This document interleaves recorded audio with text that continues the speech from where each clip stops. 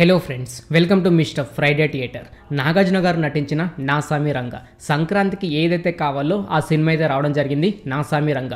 కానీ ఈ నా సామి రంగ మలయాళంలో 2019లో అయితే పొరియింజు మరియం జోషి అనే మలయాళం సినిమాని రీమేక్ అయితే చేయడం జరిగింది నాగార్జున గారు. సినిమా కోసం మాట్లాడుకుంటే కనుక సంక్రాంతికి మనకి ఏదైతే కావాలో అదైతే రావడం జరిగింది. అంతేకాకుండా సంక్రాంతి రోజు మనం మార్నింగ్ నుంచి ఆ నైట్ దాకా ఏదైతే చేస్తామో అది కంటికి అద్దినట్టయితే సినిమాలో చూపించారు. ఫ్యామిలీతో చూడడానికి అయితే ట్రై చేయండి. కాకపోతే ఒక సీను, ఒక డ్రెస్సింగ్ సీను, అలాగే హీరో అండ్ హీరోయిన్ నాగార్జున గారితో పాటు ఒక సినిమా థియేటర్కి అయితే వెళ్తారు. అక్కడ కొంచెం స్కిప్ చేస్తే మిగతా అంత మాత్రం ఫ్యామిలీతో అయితే చూడవచ్చు.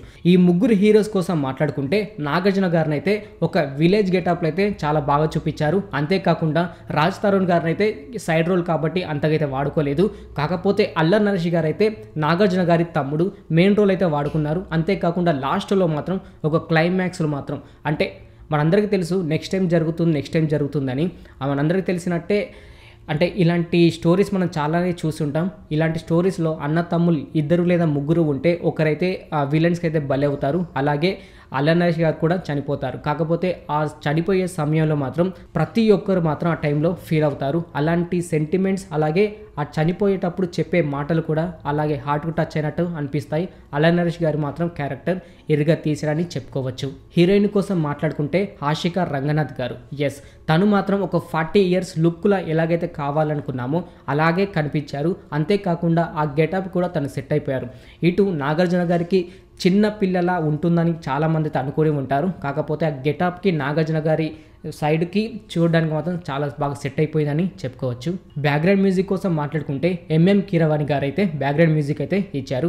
సినిమా చూడకముందు అయితే నేను ఎక్స్పెక్ట్ చేశాను RRR అలాగే బాహుబలికి అంతగా కాకపోయినా తగినంత అయితే ఇస్తారు అని. కాకపోతే ఇక్కడ చూసుకుంటే ఎంఎం కీరవాణి గారు ఒకటి హీరో ఎంట్రీ అప్పుడు లేదంటే ఫైట్స్ అప్పుడు మాత్రమే వీటికి మాత్రం బెస్ట్ మ్యూజిక్ ఇచ్చాడు. దాని తర్వాత క్లైమాక్స్లో ఒక ఫైట్ సీన్లో మాత్రం బెస్ట్ మ్యూజిక్ అయితే ఇచ్చాడు. మిగతా టైంలో మాత్రం అంతగైతే అనిపించలేదు. నాకు తెలిసి కీరవాణి గారు ఈ టైంలో బిజీ ఉండడం వల్ల ఈ మిగతా ఉన్న సినిమాకి వేరే డైరెక్టర్ అంటే మ్యూజిక్ డైరెక్టర్ మ్యూజిక్ ఇచ్చినట్టే అనిపించింది. ఎంఎం కీరవాణి గారు అయితే మార్క్ అయితే ఏడైతే కనబడలేదు. ఈ సినిమాలో సాంగ్స్ అంటే మాత్రం అంత పెద్దగా అయితే నచ్చవు. ఈ సినిమాలో పెద్దగా ప్లస్ పాయింట్స్ ఏంటంటే ఒకటి ఫైట్ సీన్స్ అని చెప్పుకోవచ్చు. అంతేకాకుండా ఫైట్స్ వచ్చే సమయంలో నాగార్జున గారిని అయితే చాలా అంటే చాలా హైలైట్ చేసి చూపించారు. ఆ బ్యాక్గ్రౌండ్ మ్యూజిక్ మాత్రం హైలైట్ అయిపోయింది.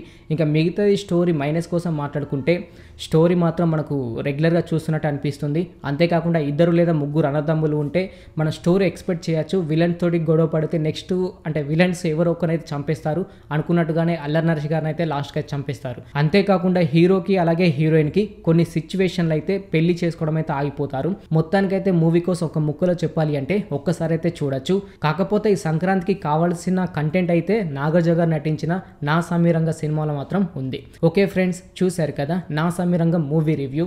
ఇలాగే ప్రతి ఒక్క మూవీ రివ్యూ మీరు తెలుసుకోవాలి అని అనుకుంటే మన ఛానల్ని సబ్స్క్రైబ్ చేసుకొని పక్కనుండే గంట సింబల్ని యాక్టివేట్ చేసుకోండి. మరొక వీడియోతో మీ ముందుకు వస్తాను. Thanks for watching.